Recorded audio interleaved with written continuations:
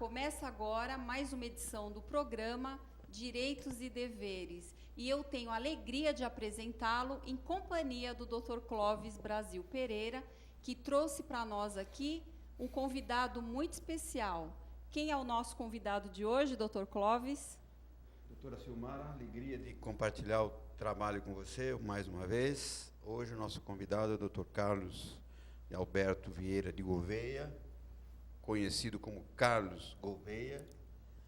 Eu vou fazer uma apresentação resumida do seu currículo, porque realmente é uma pessoa de um currículo muito rico.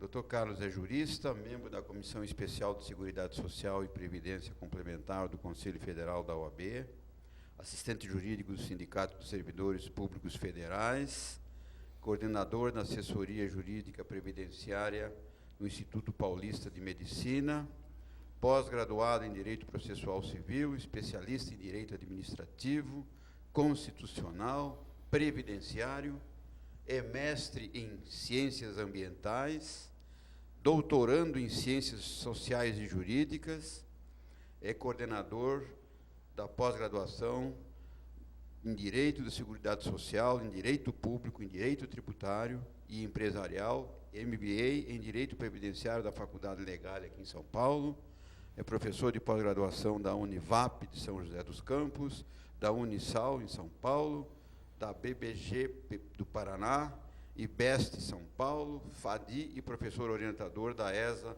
da OAB São Paulo.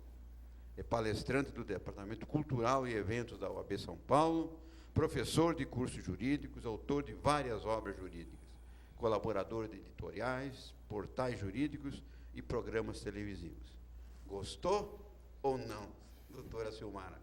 Doutor Carlos, bem-vindo, muita alegria em entrevistá-lo nessa manhã. Obrigado, Clóvis, obrigado, Silmara. É um prazer estar aqui, viu? Gosto muito de Guarulhos, sempre que posso estou aqui, né? No último congresso que vocês fizeram, também estava presente. E estou à disposição de vocês. Dr. Carlos, seja muito bem-vindo ao nosso programa. Então, vamos começar, né, explicando para o nosso telespectador o que é Seguridade Social, Previdência Social. Tá, então, o que acontece é o seguinte, tem uma ilusão e um grande engano no que diz respeito à Seguridade e Previdência. Seguridade Social seria o sistema. A Seguridade Social é composta pela Previdência, Assistência e Saúde. Esse é o sistema adotado no Brasil desde 88, desde a nova Constituição. Previdência Social, ela está ligada mais a seguro. Você contribui e quando acontece uma contingência, quando ocorre uma hipótese de incidência, eu, Previdência, vou em seu socorro. Então, a pessoa contribui, ela fica doente, o auxílio-doença surge. Ela contribui por 35 anos, no caso do homem, pagou o tempo necessário, ele vai e pede aposentadoria. Saúde não, saúde é direito de todos. Todos têm direito, independente de contribuição. A assistência já é um pouco diferente. Não é todos têm direito, só quem precisa. Todo mundo que precisa teria direito à assistência. Então as pessoas às vezes confundem seguridade com previdência. Por exemplo, a questão do rombo, o rombo previdenciário. Na verdade, a previdência é totalmente superavitária.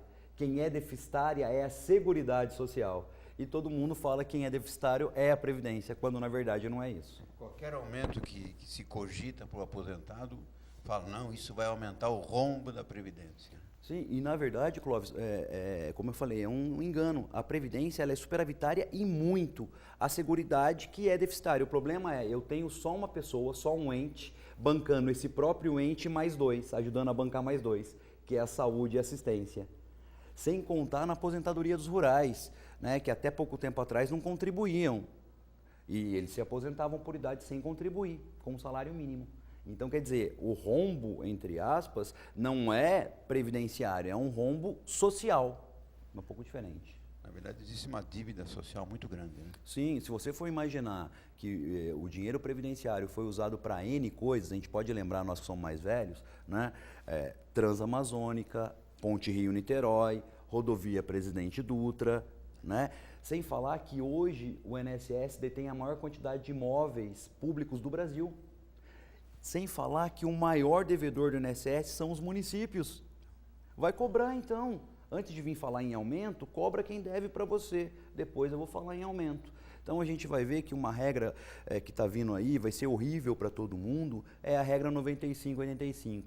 Provavelmente a partir do ano que vem, só vai poder aposentar o homem que tiver 60 anos de idade, e 35 de contribuição, juntos. E a mulher a mesma coisa, 55 e 30. Se não tiver, em regra não aposenta.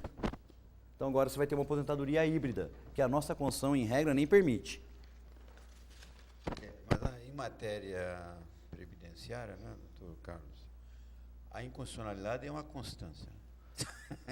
Quando se começa a imaginar que vai vir uma alteração, já começa a se discutir que é inconstitucional. Não, você tem toda a razão, Clóvis. Na verdade, eles esqueceram da função social e o primeiro primado, se a gente pode dizer, o artigo 1º, 3 da Constituição Federal, dignidade da pessoa humana.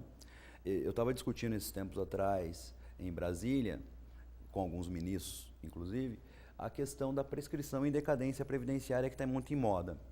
Eles querendo aplicar a regra, que hoje a decadência seria de 10 anos, pelo artigo 103A da 813, e aí eu fiz a seguinte pergunta, lá no Conselho Federal da Ordem. Falei, olha, só tem um problema. O povo brasileiro é um hipossuficiente social. Ele não tem noção que aquilo, se ele não correr atrás, ele vai perder esse direito. Então, como que eu vou aplicar uma decadência para aquela pessoa que não tem a menor noção que aquilo vai decair?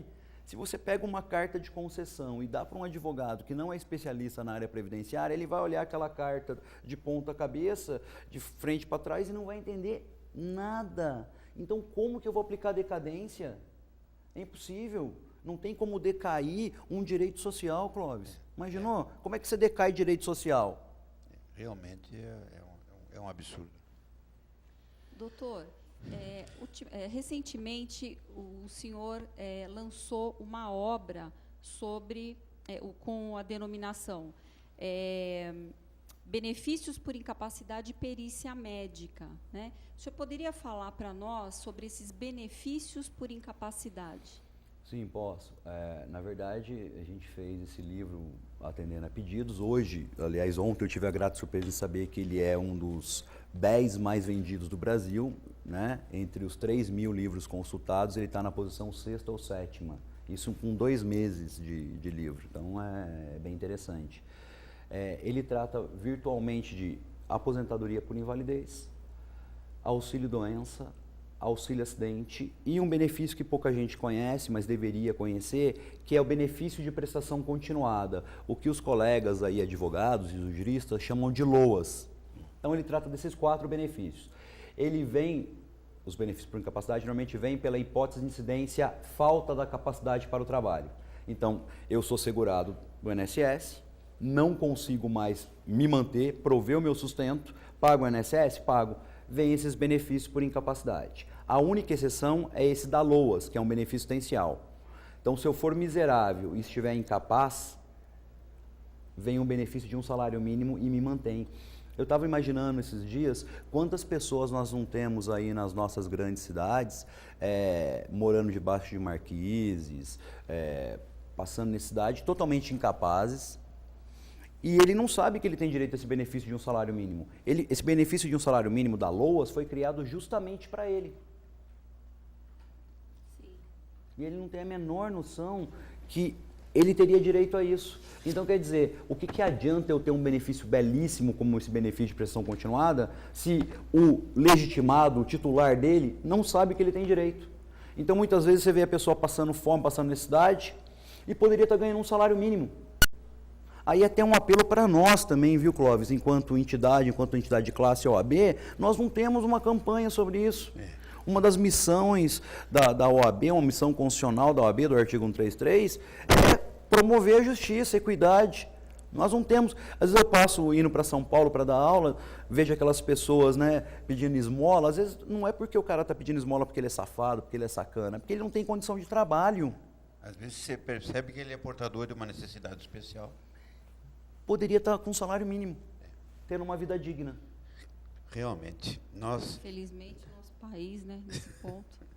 Não, mas quando a gente fala país, olha que engraçado, né? Quando a gente fala país, eu tenho que entender o conceito de país, inclusive comigo dentro.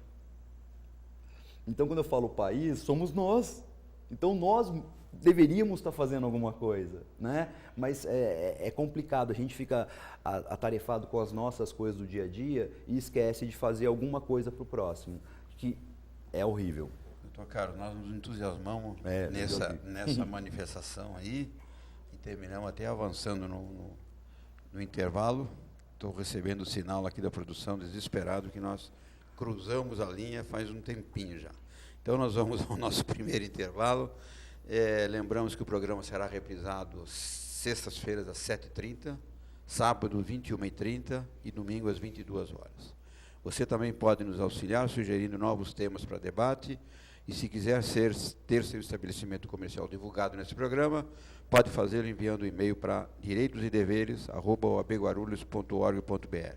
Atendemos também pelo telefone 2468-8199 ou pessoalmente na Casa do Advogado, na rua Luiz Facínio, número 16, Centro, aqui em Guarulhos. Voltamos já.